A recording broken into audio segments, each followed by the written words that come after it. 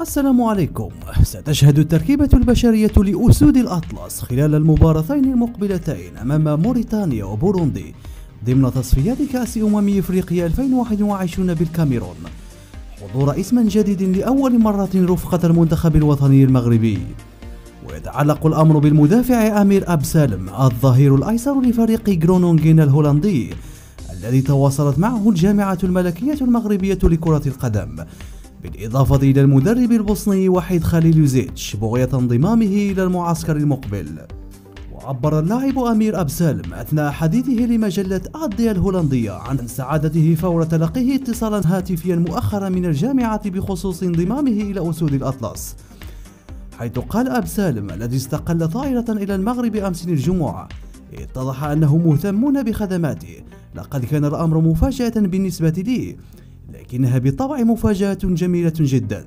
وأوضح المصدر أنه تم استقباله في فندق إقامة لاعب المنتخب الوطني المغربي بوجدة التي احتضنت يوم أمس مباراة الأسود والمنتخب الليبي وديا، وانتهت بتعادل إيجابي بهدف لمثله فوق أرضية الملعب الشرفي، حيث تم تقديمه للاعبين والطاقم الفني.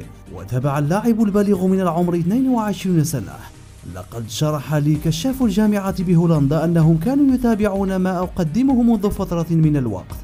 بالإضافة إلى ذلك فقد لعب تغيير المدرب الوطني دورا في هذا المستجد السريع. وبخصوص حديثه مع وحيد خليلوزيتش الذي عين في منصبه شهر أغسطس الماضي، أورد قائلا: تحدثت مع المدرب الجديد وأخبرني أنه يرى بأنني أملك الكثير من الإمكانيات وأنه يثق بمؤهلاتي وبأنني سأدخل ضمن اهتماماته وأنا جد ممتن لذلك.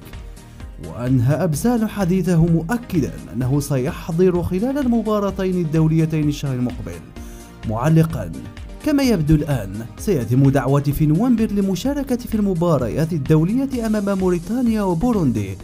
يشار إلى أن أبسالم المنتظر التحاقه بمعسكر الأسود مستقبلا كان قد تلقى تكوينه داخل نادي فاينورد قبل أن ينتقل صوب غرونيغن صيف عام 2016، وقد بدأ هذا الموسم كلاعب أساسي مع فريقه، لكنه فقد مركزه في المباراة الأخيرة لزميله فان هينتوم لاختيارات فنية من المدرب، وينتظر أن يعود لشغل مركزه الأساسي في القادم من